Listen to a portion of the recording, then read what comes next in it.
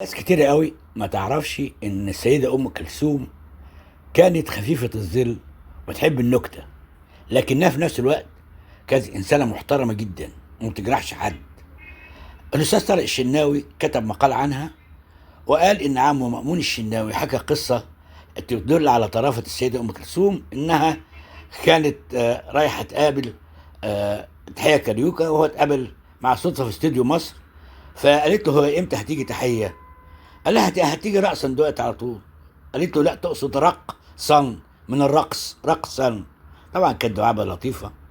وبرضه في احدى الحفلات ام كلثوم في اغنيه ليله حب كانت عماله تعيد المقطع ما تعذبناش ما تشوقناش.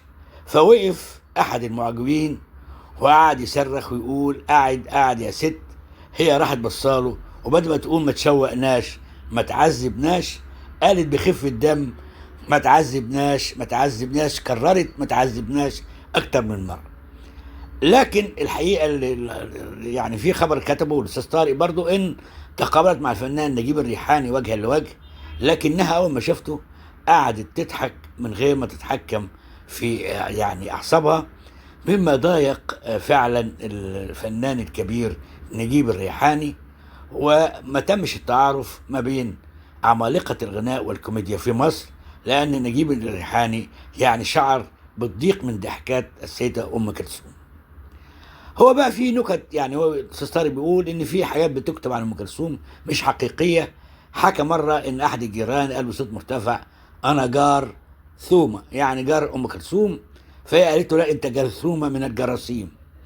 وبيقول برضو ان احد المؤلفين الاغاني المغمورين حاول التفاخر بقربه من ام كلثوم، وقال انه التقاها اول مره في مبنى الاذاعه وقدمه ليها الملحن محمد الاصبجي، وقال لها ده شعر متميز وشوف الفتة بتاعته قيمتها 3 جنيه. كانت ساعتها 3 جنيه مبلغ يعني.